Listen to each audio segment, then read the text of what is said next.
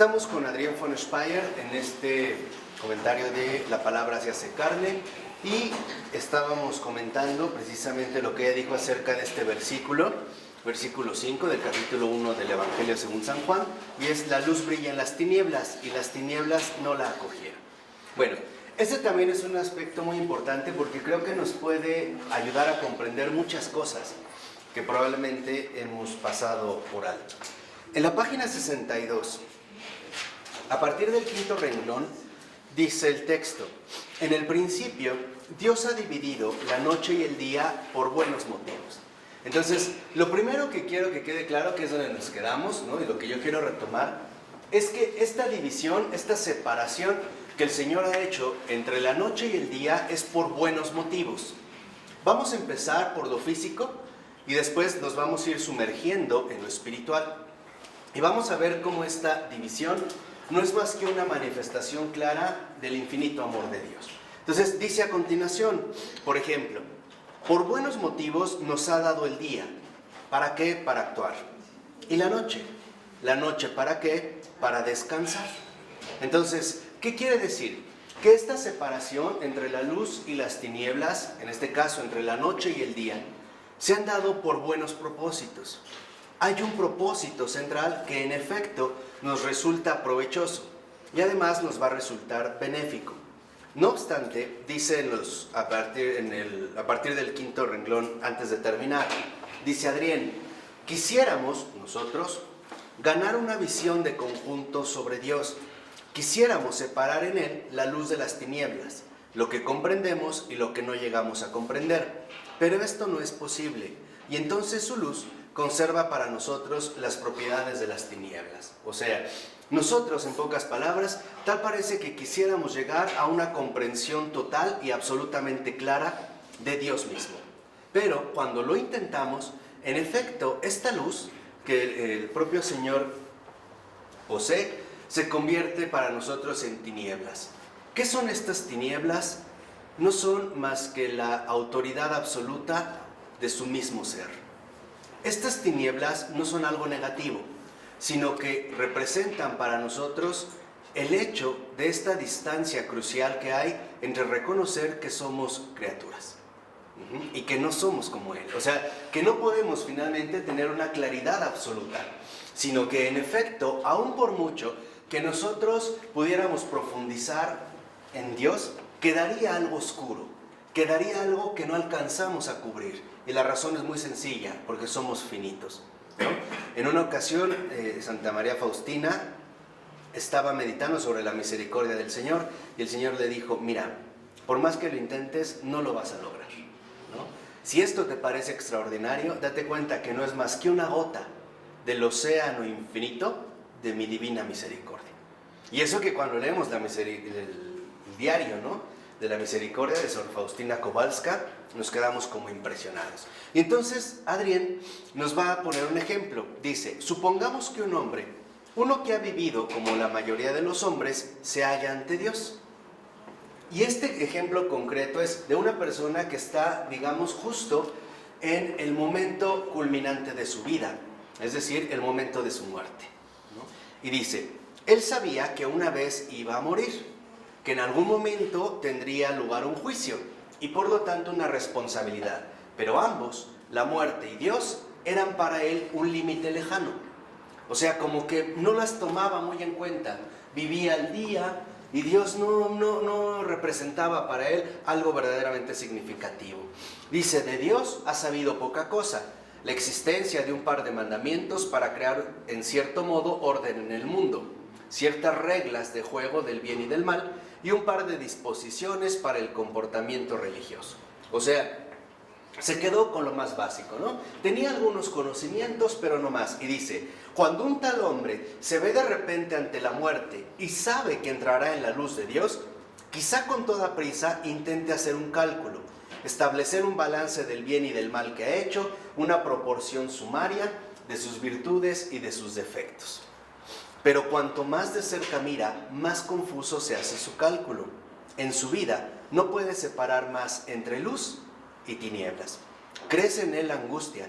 Se protege quizá con el pensamiento que no era peor que los demás, que era un hombre medio. pero de golpe comprende que en pocos instantes estará solo frente a Dios, para el cual el término medio no tiene valor alguno. El pánico se apodera de él y le desarregla todos los cálculos. Comprende que cuanto más intenta dividir, más se envuelve en sus propias tinieblas. En medio de ese pánico abandona todo y comienza a rezar. Y esa oración es tal vez el primer inicio de una fe verdadera en Dios, la primera entrega real. Para él, la luz de Dios amaneció en sus tinieblas. Entonces, lo primero que a mí me interesa destacar es que cuando nosotros hablamos de la luz y de las tinieblas en Dios, lo primero a lo que nosotros debemos vincularlas es a la entrega. ¿Qué significa esto?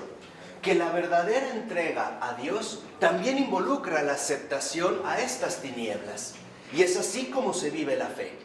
Con Dios yo no puedo tener una claridad absoluta, ni de Él, ni de mí ante Él.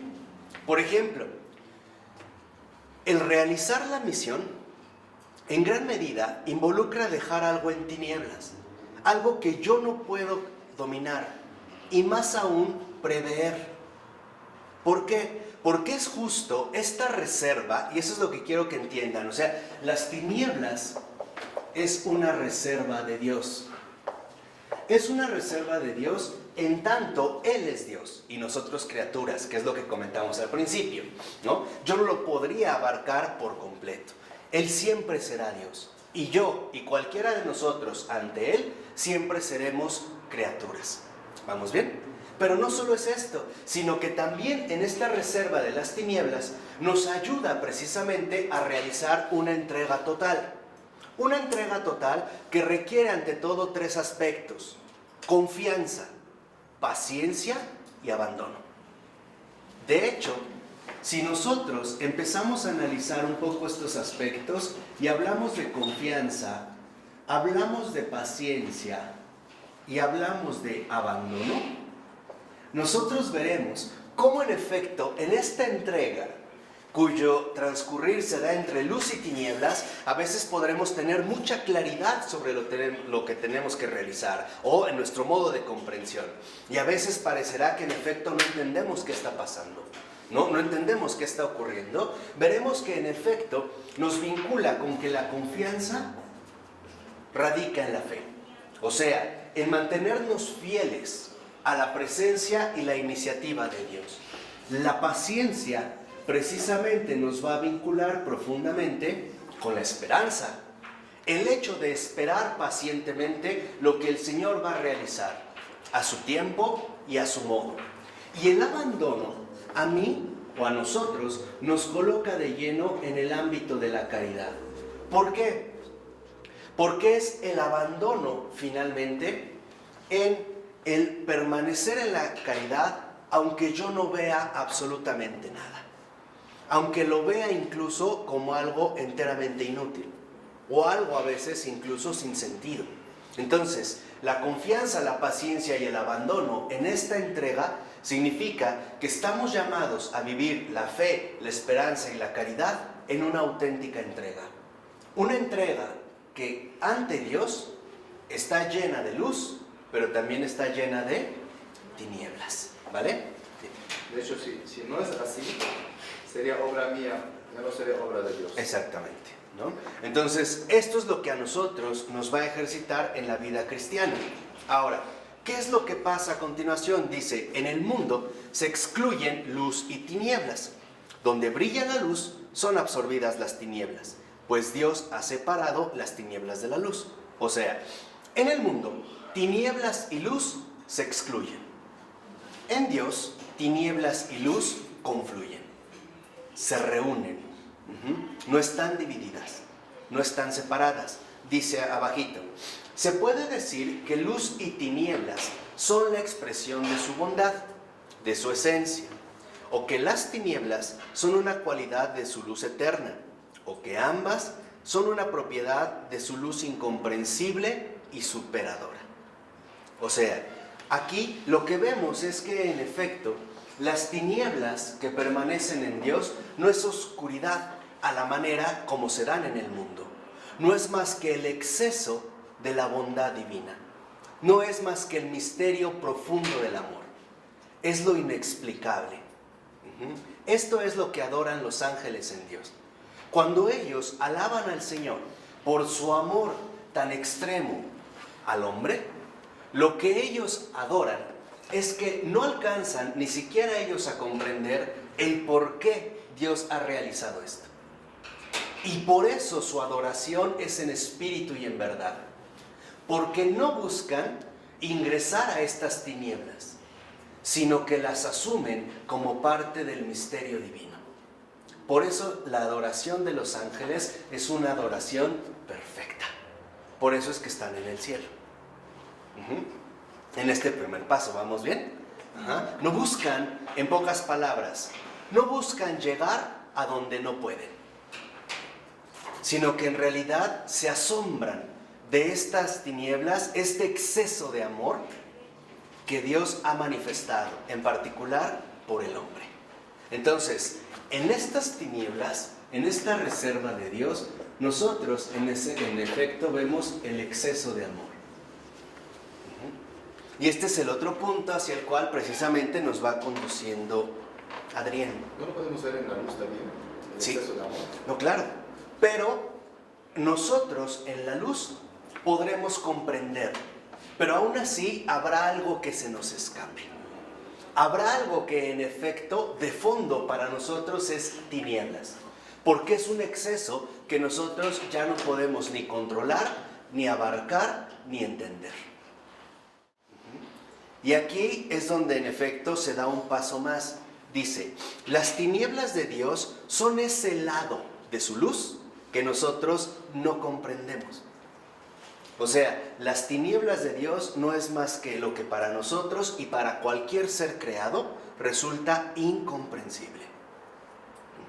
Es aquello que se nos escapa, es aquello que ya no podemos abarcar, que ya no podemos, a lo cual ya no podemos acceder. Dice, por eso las tinieblas son la reserva de Dios, el signo visible de su soberanía y de su eterna superioridad. Estas tinieblas es el signo visible de este exceso de amor y por lo tanto también de su supremacía, o sea, de su esencia.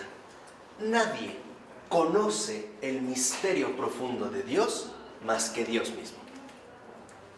Por más que una criatura quisiera acceder a este fondo último, en realidad lo único que encontraría serían tinieblas. Ya no podríamos ir más allá. O dicho brevemente, ninguna criatura puede agotar la esencia del Creador. ¿Me puedes repetir lo de las tinieblas? ¿En qué? De Dios frente a algo. O sea, las tinieblas son este signo visible de su supremacía. Es lo que ninguna criatura puede abarcar. De hecho, esto es justamente lo que hace que Dios sea Dios. Que hay algo que escapa a la criatura. Hay algo que para la criatura ya no resulta accesible.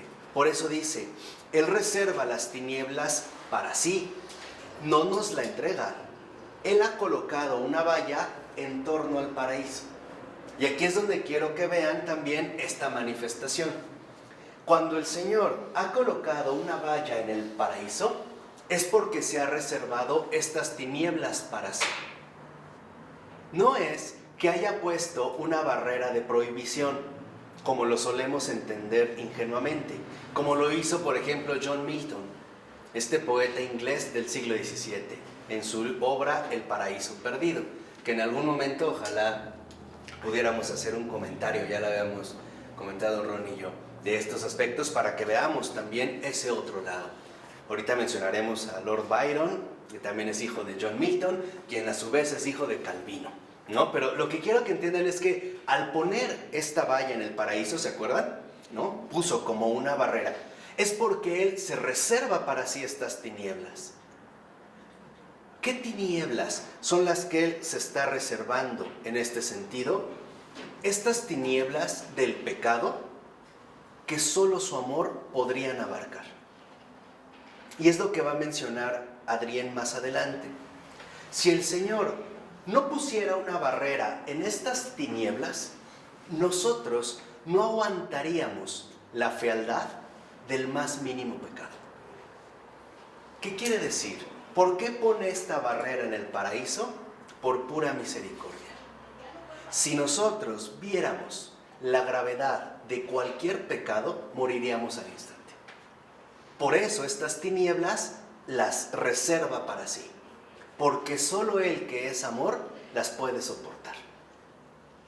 En una ocasión le dijo a Jesús: Señor, permíteme ver que me vea como tú me ves, tal y como tú me ves. Y el Señor le dijo: ok. Y dice el cura de Ars que en ese momento vio una masa repugnante, pestilente, asquerosa, que de no haber sido por la gracia de Dios, se hubiera quedado fulminado de inmediato. El consejo del cura de Ars es muy sano. Dice: nunca pidan eso. ¿Por qué? Porque solo un amor invencible como el de Dios lo puede soportar. Por eso aquí nada más va un consejo espiritual. Cuando ustedes quieran contemplar sus pecados, siempre se hace a la luz de Dios, porque de otra manera nos van a llevar a la desesperación. ¿De acuerdo? Cuando uno realmente quiere repasar en sus pecados, siempre se hace a la luz de Dios. Porque si lo queremos hacer por cuenta propia, lo más probable es que acabemos en la locura, en la desesperación. No, o sea, realmente nos parecería algo insoportable. Es como la persona que comete un grave crimen y al contemplarlo en su desnudez, sin la luz de Dios, dice: no tengo perdón de Dios, y se suicida. ¿Vale? Por ejemplo, yo les voy a comentar un caso para que vean. Un señor en un delirium tremens descuartizó a sus hijos porque veía arañas, ¿no? Eran arañas. Imagínense al despertar. ¿Quién puede soportar algo así? Siendo sinceros. Nadie. Solo Dios. ¿Entienden por qué puso esta barrera en el paraíso? Porque si Él la deja abierta y regresamos, ¿qué pasa? Morimos. Entonces, ¿qué es lo que vemos? Que esta supremacía no es que el Señor quiera guardarse para sí como si tuviera miedo de que su criatura pudiera acceder a su intimidad, no, sino que esta supremacía precisamente se refleja a través de la misericordia. Son estas tinieblas que solo el Señor puede aguantar y ninguna criatura lo puede hacer, ¿de acuerdo? Es como si cubriera con su luz estas tinieblas que todo lo destruirían. Es lo que soporta este abismo. Por eso dice que este hecho, que Él se ha reservado las tinieblas para sí mismo, es un misterio de su amor por nosotros. Entonces, ¿por qué pone una barrera en el paraíso? Porque nos ama. Porque solo Dios sabe la gravedad de este acontecimiento. Y si nos permitiera reingresar con plena lucidez, moriríamos de inmediato. En pocas palabras, sería algo totalmente insoportable. ¿Qué pasa? Estás hablando de las tinieblas en la vida. ¿Y qué pasa en las tinieblas en el ámbito del cielo? Es que hacia allá vamos. Pero ahorita, o sea, lo que quiero que vean es que esta supremacía es la misericordia. Por eso dice 3 renglones abajo: en verdad, Él quiere que en nuestra vida nosotros siempre choquemos con sus límites. Por ejemplo, cuando en tu vida cristiana dices: no te entiendo. No entiendo qué ocurre. ¿Pero por qué? Para que allí, en estos límites, aprendamos renovadamente la humildad y la donación. Entonces, ¿qué es lo que ha buscado el Señor? Acuérdense lo que nos dijo Adrián al principio. El Señor, por buenos motivos, has dividido la luz de las ¿qué? Tinieblas. No es una decisión arbitraria, sino que en realidad Dios es bueno. ¿Y qué es lo que quiere el Señor? Precisamente en esta reserva, que nosotros choquemos constantemente con estos límites. ¿Para qué? Para que de estos límites nosotros crezcamos renovadamente, continuamente, como lo menciona aquí Adrián, tanto en la humildad como en la donación. ¿Cómo nos vamos a donar? Pues confiando en los límites que el Señor nos ha dado. Y ahorita empezamos a darnos cuenta de algo. ¿Cuál fue el error tanto de Eva como de Adán? Que no buscan permanecer en la humildad, en aceptar el bien que Dios les ha dado. Y ya no quieren donarse, ahora quieren apropiarse, ¿no? Por eso es que la prohibición como tal, en realidad Dios no dice está prohibido, dice no comerás. Este no comerás es claro de que el Señor le está diciendo aquí hay unos límites. Lo que importa no es que tú rompas los límites, lo que importa es que tú confíes en mí. Y para ello necesitas humildad, que la tienes, y donación. ¿A qué me voy a donar? Entiéndelo bien, porque de verdad les decía que es como muy importante. ¿A qué realmente me voy a donar? A sus tinieblas. Es tanto como decir, con humildad, no entiendo por qué Dios me lo prohíbe, pero creo en Él. ¿Se dan cuenta? ¿Se dan cuenta ahora lo que busca el Señor? Por eso lo que nosotros vemos es que en la tentación primero va contra la ¿qué? Humildad. El seréis como dioses involucra renunciar a la humildad. Y después ya no es recibir, es arrebatar.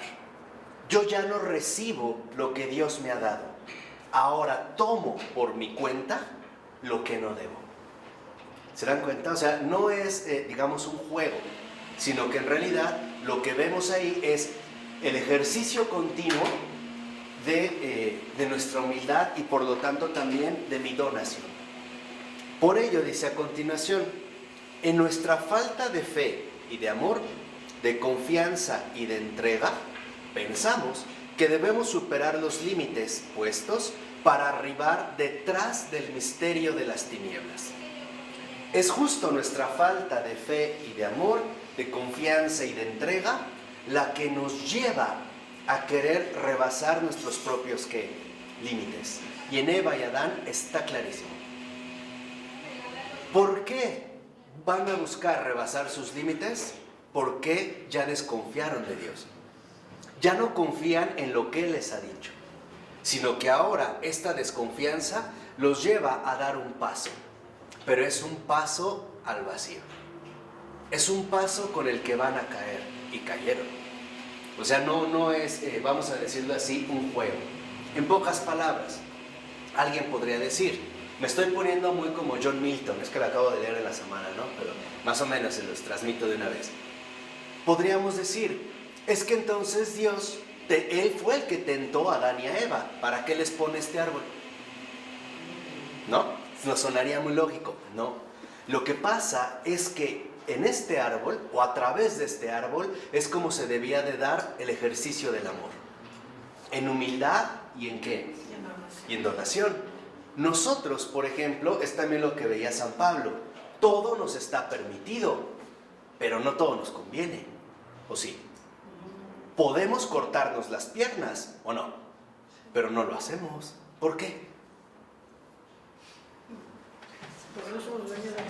No, aparte, o sea, más allá de que no somos dueños, en un sentido más común, ¿por qué no nos cortamos las piernas? Porque no nos hace bien. Exactamente, porque no nos hace bien. Porque esto precisamente para nosotros queda claro que si rompemos estos límites, todo empeora, ¿o no? Y es lo mismo, o sea, en este caso lo que vemos es que en efecto, la tentación que tenemos es el querer superar estos límites. Dice Adrián, creemos que la exclusión de las tinieblas de Dios es una prohibición caprichosa y no toleramos que se nos retenga nada. En pocas palabras, la tentación que padece Eva y Adán, digo Eva porque con ella empieza, aunque nosotros generalmente hemos invertido los términos, hablamos siempre de Adán y Eva. No, a lo mejor en el sentido de creación, pero en este caso de Eva y Adán, no es para echar culpas, o sea, es para respetar la secuencia. Consiste en que en efecto, ahora piensan que lo que Dios les ha dicho es una prohibición y no un consejo para ejercitarse en el amor. Si yo lo veo como una prohibición, entonces quiere decir que yo ya no estoy viendo las cosas a la luz del amor, sino a la luz de la negación. Y dice, y con esto pasamos por alto que las tinieblas son necesarias. ¿Qué es lo que les había dicho ahorita? ¿Qué quiere decir? Que nuestras profundas incomprensiones son necesarias, porque es en estas incomprensiones, en estas tinieblas, donde en efecto nosotros vamos a crecer en la fe, en la esperanza y en la caridad. Y la fe, la esperanza y la caridad, las tres juntitas, requieren para nosotros, como criaturas, límites. O sea, vemos en efecto que el Señor no es un Dios arbitrario o un juez caprichoso, nefasto, que juega malas bromas. No, Él es la verdad. Y aquí, cuando ha puesto límites, lo mismo que en el paraíso, en pocas palabras, es para que nosotros creciéramos en el bien. Creciéramos precisamente a partir de la humildad y sobre todo a partir de la donación. ¿Dónde me pide más el Señor que me done? Pues en sus tinieblas, en lo que yo no puedo calcular ni controlar. Por eso la fe involucra también un seguimiento, ¿no? Pero no sé hacia dónde me va a dirigir. Por eso mi esperanza a veces se ve como perturbada o inquieta, porque pareciera que las cosas no se realizan adecuadamente. Y por eso también mi caridad se ve mermada, porque ya no estoy abandonado en las tinieblas de Dios, sino que ahora la voy a limitar a lo que para mí me resulta claro y visible. En una sola palabra, en lugar de donación y de confianza hay temor. Y el temor nos hace apartarnos de las tinieblas y querer ver todo claramente. En este sentido también para nosotros involucraría superar los límites. Por eso lo dice muy bien Adrián en la página 64, en los dos últimos renglones del primer párrafo dice, el hombre no quiere soportar ese carácter de misterio del amor, por eso rompe los límites. En una palabra, tal parece que nosotros no queremos soportar el hecho de que el amor, o sea Dios, es un misterio. Y queremos superar los límites.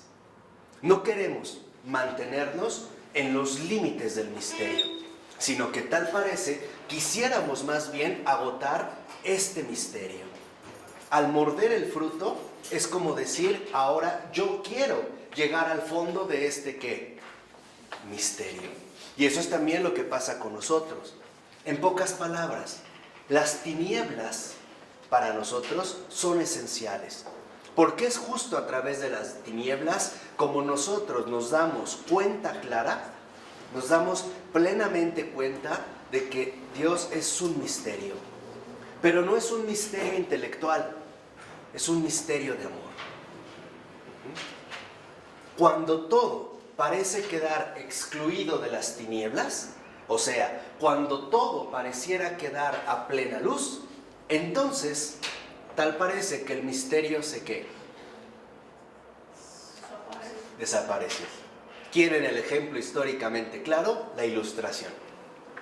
Para los ilustrados, precisamente la Ilustración, el siglo de las luces, no era más que poner al descubierto todo según el pensamiento humano, según la razón humana. Y por lo tanto, para ellos, todo lo que conllevara algún rastro de tinieblas, de esta reserva del misterio, tenía que ser despreciado, comenzando obviamente por la religión, que le van a llamar superstición. ¿Por qué? Porque no es compatible con mi razón. Y por ello la ciencia a partir de ahí va a adquirir un papel tan relevante, porque pareciera que en la ciencia no hay misterios. Todo es ¿qué? Todo es comprobable, todo tiene explicación, e incluso se suele decir que todo tiene una justificación, una demostración, una lógica. Y aquí es donde nosotros quizá hemos olvidado algo extraordinario que el gran Guillermo de Saint-Thierry, amigo del gran San Bernardo, comentó muy bien a unos monjes en su llamada Carta de Oro, que de verdad léanla también, que la luz es ciencia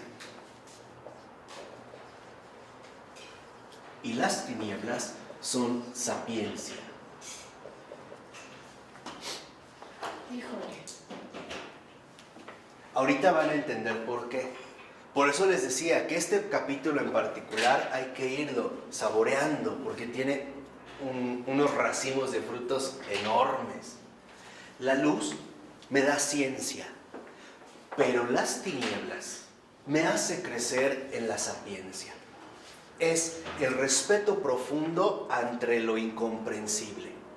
Y esto lo menciono porque también Adrián, no es casual que mencione que en efecto entre las relaciones humanas, me adelanto un poquito para que vea la secuencia, cuando no se respetan las tinieblas, entonces eliminamos el misterio de la otra persona y lo queremos dominar completamente. Otra vez, rompemos los límites. Y en efecto se anula el respeto. De tal manera que, por ejemplo, Guillermo de Saint-Thierry va a mencionar que la ciencia es una parte del misterio, pero también no podemos dejar de lado la sapiencia. Y ambas, ciencia y sapiencia, es caritas. O sea, la caridad. O sea, Dios. En latín, cuando San Juan, que nosotros traducimos como Dios es amor, en efecto, en latín es Deus caritas est. Dios es amor. En pocas palabras, la auténtica caridad contempla lo visible y lo invisible, lo que entiendo y lo que no entiendo, lo que está a mi alcance y lo que me sobrepasa. La luz más las tinieblas son la verdad. La caridad. Ahí está la verdad. O sea, la ciencia y la sapiencia es caritas. O sea, Dios. Deus caritas est. Aquí es cuando vemos, en efecto, el enorme crecimiento al que estamos llamados a realizar. Por eso dice en el siguiente párrafo, a partir del 4º renglón, dice, tan pronto se comete el pecado, que consiste en no soportar la noche del amor, en querer iluminar las tinieblas de Dios, entonces la noche se hace la imagen del pecado. Y fíjense, en este sentido, de qué manera tan hermosa define Adrián von Speyer el pecado. Dice, el pecado consiste en no soportar el misterio. Fíjense qué fuerte. Dice, el pecado consiste en no soportar el misterio. Lo que es lo mismo. En este sentido diríamos, el pecado consiste en buscar superar estos ¿qué? Límites. Pero para superar estos límites, tengo que renunciar a la humildad, ¿o no? Y por lo tanto, tengo que renunciar a la ¿qué? A la donación. Y entonces, el pecado consiste en que queremos abarcarlo absolutamente todo. Y por decirlo de manera en este sentido más profunda, el pecado que consiste en no soportar el misterio de Dios es de fondo en querer asumirme yo como Dios, en querer abarcarlo todo, en que en pocas palabras, para mí ya nada es un ¿qué? Misterio, en que todo lo sé, en que para mí ya no hay un límite, sino que ya todo es ilimitado. Para mí ya no hay tinieblas, todo finalmente ha quedado al descubierto. Por eso dice, el hombre quiere saber qué hace Dios en esas horas que se ha reservado para sí. O sea, queremos nosotros saber, ¿no? Obligadamente, esforzadamente, qué es lo que hace Dios en estas horas que se ha reservado para sí. ¿Y qué creen? No era necesario transgredir a Dios. Dios mismo también lo ha manifestado en la cruz. Ahí precisamente en nuestra, ¿qué es lo que ha hecho en estas tinieblas? Por eso dice 3 renglones abajo, el conocimiento, la ciencia solita, ¿no? Porque ciencia es conocimiento, sapiencia es sabiduría. Dice, el conocimiento que quiere ponerse en el lugar de la fe amorosa, desconfía que el misterio que el amado atesora pueda ser un misterio del amor perfecto. O sea, queremos sustituir el amor por el conocimiento. Queremos precisamente conocer. Ya no nos queremos quedar en el amar, porque en efecto, cuando nosotros en verdad amamos, perdemos el control. O sea, no podemos nosotros limitarnos fácilmente, no podemos hacer cálculos precisos. Estamos llamados justamente a perder el control. Y dicho sea de paso, esto se ve incluso corporalmente en el éxtasis sexual. Ahí es donde está la manifestación de lo divino. En el salir de ti, el perderte. Cuando el hombre y la mujer alcanzan este clímax, si Dios está entre ellos, Él es el que los vuelve a reunir. Si no, cada quien se extravía en un delirio erótico. ¿Vale? Medítenlo un poquito, ¿no? Por eso es que es importante en el matrimonio, no es porque sí, tampoco es plenamente arbitrario. Porque si no está de por medio, entonces esta entrega sexual se convierte en una apropiación egoísta. Alcanzo, ¿no? Mi punto álgido de excitación y hasta ahí llegué.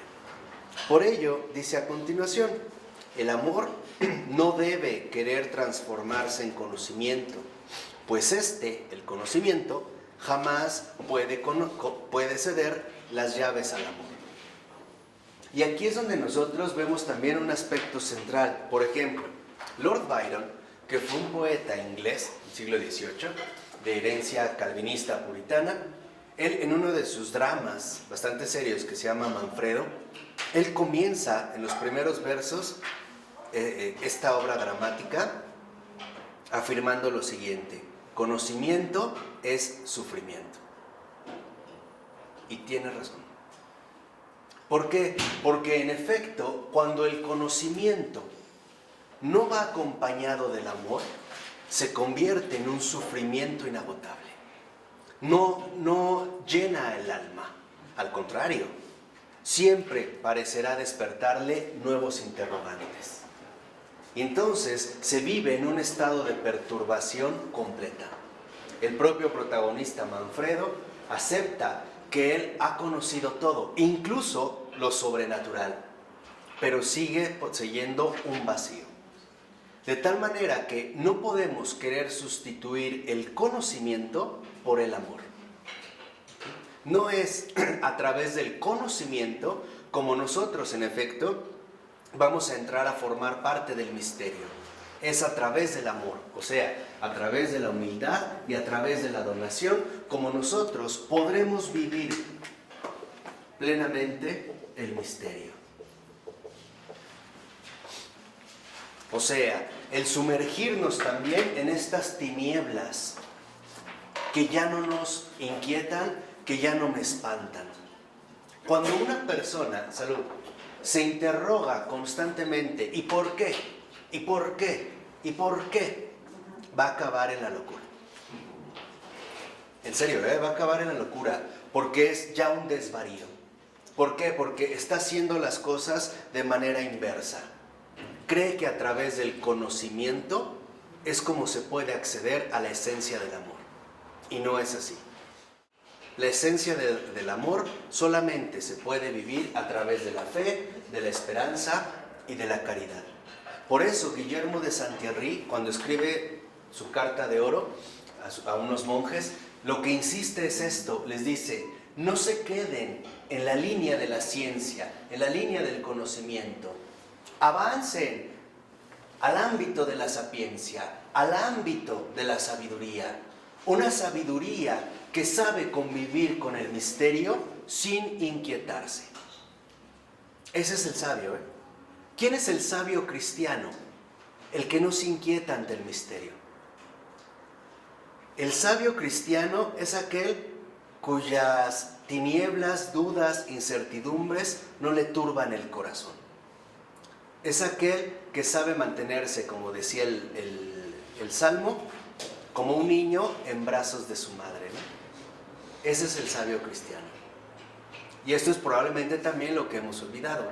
Por eso les decía que esta lectura de Guillermo de Saint-Thierry es extraordinaria, muy fecunda, porque nos ayuda a reconocer que en efecto, cuando nosotros queremos indagar en el ámbito del conocimiento, no vamos a obtener lo que buscamos.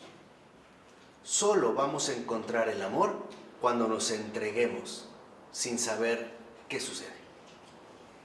Sin saber precisamente en este sentido qué ocurre. Esta es la gran diferencia entre un protestante y un católico. Para un protestante, la fe, como decía este filósofo Søren Kierkegaard, es un salto a ciegas. Y cuando uno salta a ciegas, va solo. Y pareciera que en efecto al principio así la solemos entender, ¿no? Como que la fe me va a meter en una ceguera donde no sé qué va a pasar y donde debo de mantenerme firme aunque no sé qué sigue. No, eso es protestante, porque nosotros no vamos a ciegas. Para nosotros, la luz que ilumina estas tinieblas es el amor de Dios. Saber que Dios es amor. No voy solo. Kierkegaard va solo.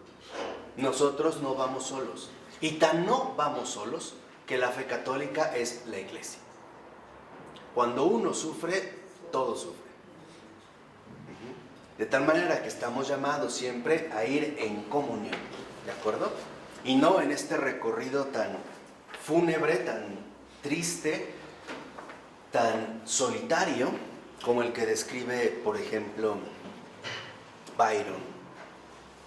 Y dice a continuación, por cierto, el amor presupone un conocimiento de lo que se ama. Por lo menos lo presupone, ¿no? No se ama solo según la medida del conocimiento, sino que se ama más allá de las propiedades conocidas del amado, a él mismo, cuya esencia y núcleo supera siempre el conocimiento. Entonces, ¿qué es lo que debe hacer el cristiano? El cristiano no está llamado a querer rebasar los límites, sino que más bien el cristiano está llamado a custodiar el misterio. O sea, el cristiano está llamado a custodiar la misericordia, a anunciar a los que han querido entrar a estas tinieblas a través del conocimiento que se van a extraviar, que no es el modo precisamente de ingresar. Entonces, aquí el misterio, ¿qué requiere? Custodia. O sea, vigilancia, respeto, reverencia, entrega, abandono. Esto es justamente lo que a nosotros nos va a vincular con el misterio del amor. O sea, en este caso, con Dios mismo. De tal manera que si lo vemos, esta custodia a la que está llamada a ejercer el cristiano es una actitud. Es la actitud de la criatura que realmente confía en su creador y que como creador se deja guiar y conducir por él. De tal manera que en realidad para nosotros es muy importante custodiar siempre el misterio. Si ustedes lo ven, una explicación científica de la más usual nos deja como desencantados, como que todo perdió su misterio y todo se redujo a una simple, literalmente, explicación. ¿Y qué trae consigo esto? El descenso del amor. El amor ya no crece. Todo lo empezamos a ver como insípido, como excesivamente racional, como excesivamente agotado. ¿Por qué? Porque el misterio, en este sentido, que debemos custodiar, no es más que el profundo sentido de la vida. ¿Sí queda claro? Sí. Es la novedad que a nosotros nos permite sorprendernos cada vez más. Pues ya, las tinieblas y la luz son del mismo nivel. Exactamente. Ahí es donde lo vemos. Por eso es que en Dios no hay esta división. Nos la da a nosotros por buenos propósitos. Y aquí es donde vamos nosotros profundizando.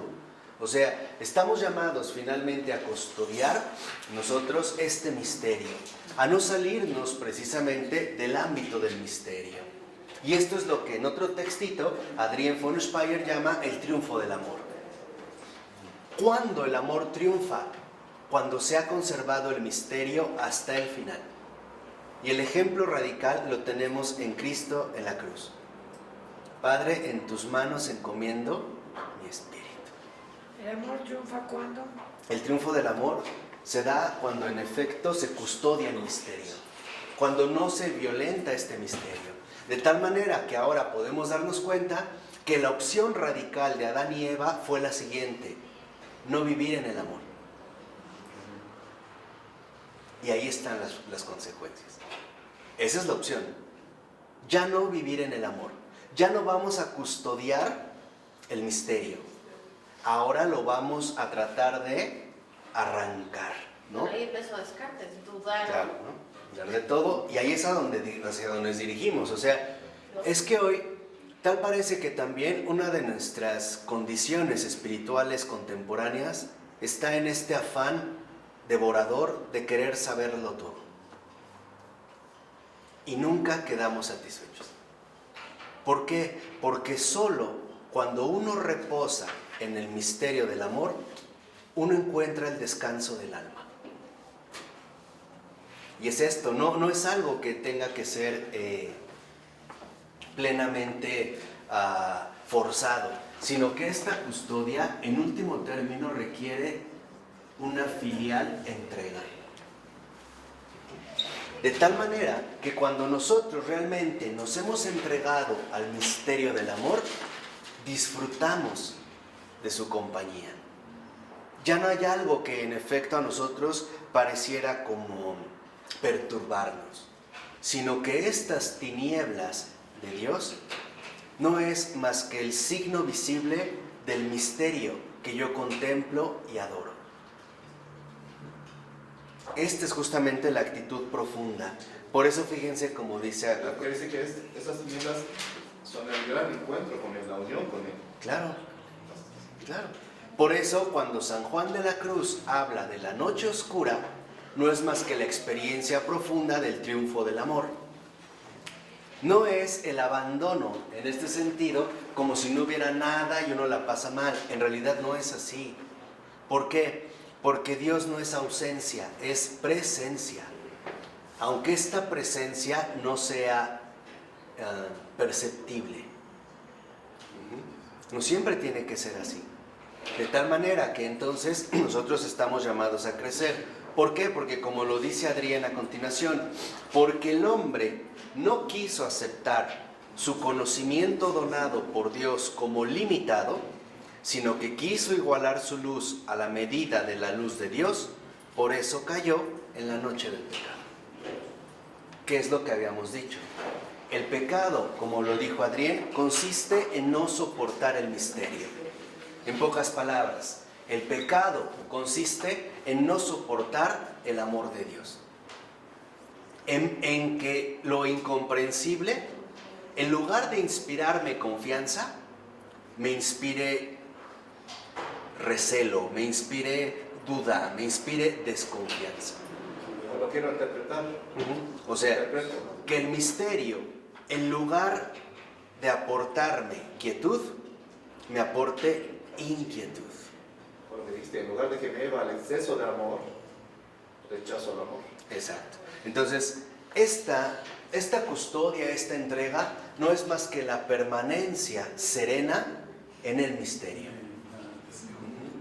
Y de fondo nos invita a reconocer dos cosas. Primera, que Dios es Dios y yo criatura. Y dos, Él es el amor. Yo soy un invitado a ese amor. Él es el amor. Yo soy partícipe del amor. De tal forma que entonces, en efecto, nosotros vemos cómo los límites nos resultan siempre benéficos, fecundos y necesarios. Y lo vemos hasta en nuestra vida ordinaria, En toda la vida, en la vida de todos tenemos que ver límites. Donde no hay límites, todo es locura. Todo es caos. Ejemplo, le voy a poner esta imagen. 2 manos son hermosas. 100 manos son ridículas. Un sol es bello. 20 soles sería insoportable. Una casa puede ser hermosa, pero porque tiene límites. Una casa sin límites ni siquiera es casa. No sabríamos dónde empieza y dónde ¿qué? Termina. De tal manera que entonces lo que nosotros debemos evitar es este pecado. O sea, el no soportar el misterio. El creer falsamente que el amor está hecho a mi medida. Y que yo justamente soy el que lo puede dominar. Por eso, nosotros, en pocas palabras, lo que debemos evitar es, a toda costa, renunciar al conocimiento sin amor. Porque el conocimiento sin amor quiere devorarlo y comprenderlo absolutamente ¿qué? Todo. ¿Qué es lo que me parece a mí? Que en efecto es la tentación grave en la que incurre Calvino. Calvino, cuando habla ya de la predestinación, él está cierto de un conocimiento. Hay quienes ya de antemano están condenados y hay quienes de antemano no están ¿qué? Condenados. Pero como ya perdió de vista el amor, este conocimiento se va a volver en una fuente inextinguible de inquietud, de desesperación y de angustia. ¿Cuál es el único resultado que me queda?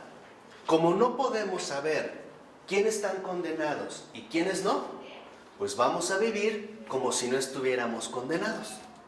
O sea, vamos a tratar de vivir lo mejor que podamos. ¿Y qué trajo esto como resultado? El puritanismo. ¿Qué es el puritanismo? Vivir de una manera impecable, moralmente intachable, para que al menos demos la impresión de que no estamos ya condenados. Aunque la angustia de mi corazón no se quite, porque no tengo una certeza clara del amor. ¿De acuerdo?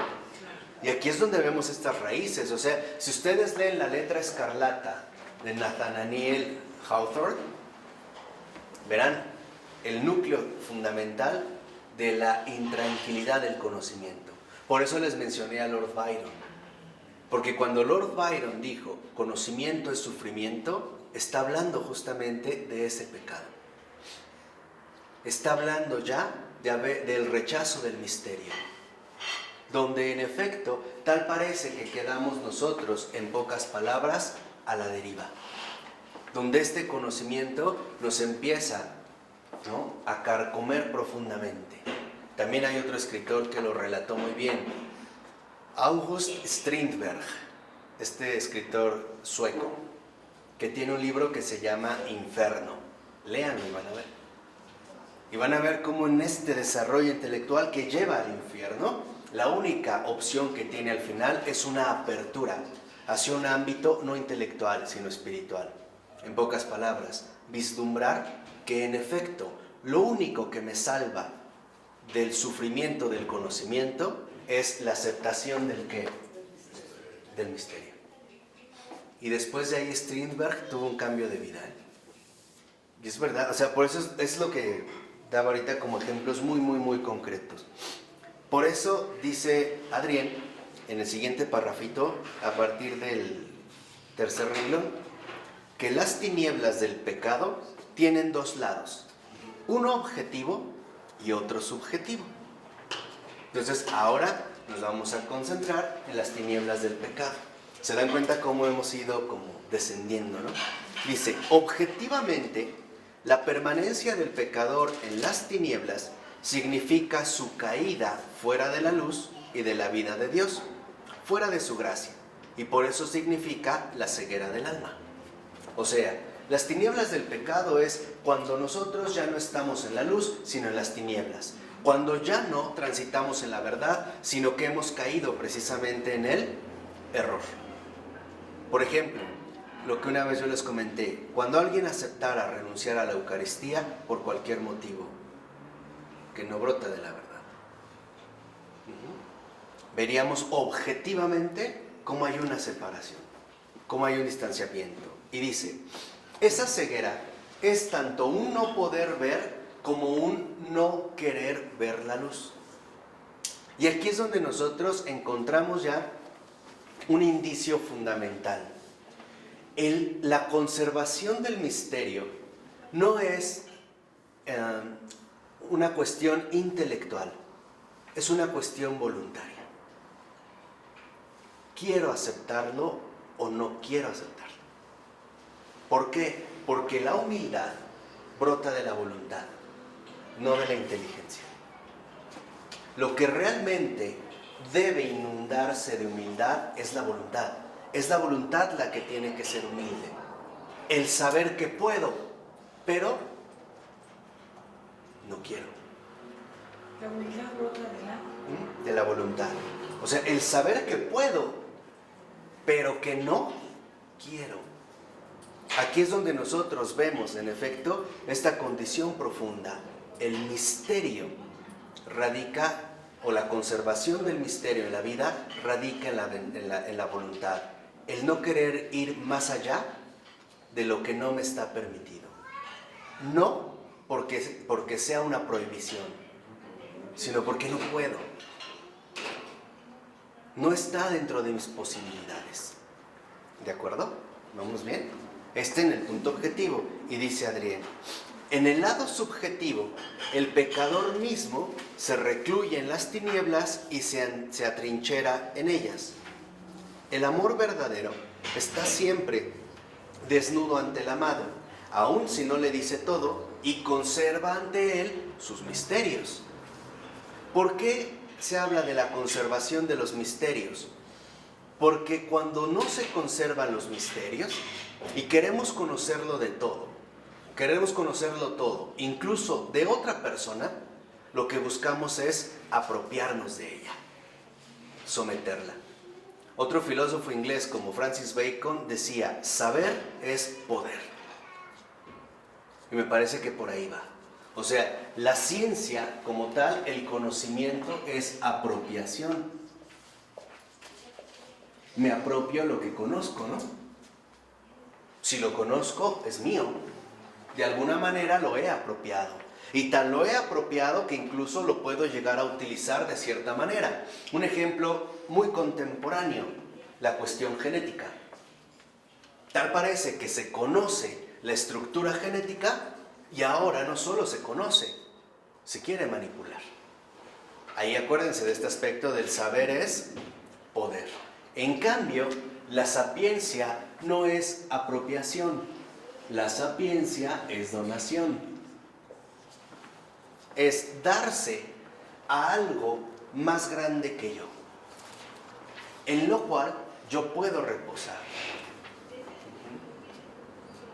Es por decir, la ciencia buscaría meter el mar entero en un vaso. La sapiencia rompe el vaso y se avienta al mar. Serían estos lados precisamente inversos. Por eso dice Adrián que ante quienes no conocemos, como que nos encubrimos, nos mostramos con un cierto velo, ¿no? Como que fundamos ciertas tinieblas artificiales. Hoy les llamamos apariencias. Aparentamos lo que no somos. Queremos dar otra impresión. Y dice, interesadamente les mostramos este o aquel lado de nosotros mismos. Interesadamente. Por ejemplo, cuando quieres quedar bien con una mujer, o con un hombre, o con alguien para que te dé empleo, o con alguien para que te preste dinero, o con alguien para que te trate bien. A veces hasta lo hacen para que los jóvenes entren a los antros, ¿no? Aparenten ahí. Y dice, en realidad, frente a la luz de Dios, no podemos aparentar nada. Nada está oculto, pues a pesar de ella, Él penetra en nuestras tinieblas artificiales. Pero nosotros huimos de su luz y amamos más nuestros pecados que a su luz. Y aquí es donde quiero que también quisiera terminar con esta meditación breve. El apego a nuestros pecados se da por amor. nosotros amamos nuestros pecados. Y por eso es que nos apegamos a ellos. Por eso es que nos aferramos a ellos. Y esto es algo bien profundo. ¿Por qué? Porque entonces de fondo nosotros podemos percatarnos que en efecto nosotros hemos sido creados para amar y ser amados. El problema no está en que amemos, el problema está en lo que amamos. Ese es el punto central. De tal manera que de verdad mediten en esto. El problema no está en que amemos, el problema está en lo que amamos. Porque ahí es cuando nosotros nos vamos a topar con desagradables sorpresas. Si amamos la luz, no tememos las tinieblas. Pero si amamos solo las tinieblas, huiremos rápidamente de la luz. Buscaremos taparnos, ¿no? Artificialmente. De tal manera que entonces no se trata de que nosotros anulemos los deseos. Se trata de que los llevemos a su verdadera plenitud. Y esta plenitud de los deseos solo alcanza su satisfacción en Dios, que es amor. Fuera de ahí, todo es un fraude. ¿De acuerdo? Bueno, vamos a dejarle hasta aquí, si les parece bien. En el nombre del Padre, del Hijo y del Espíritu Santo. Amén.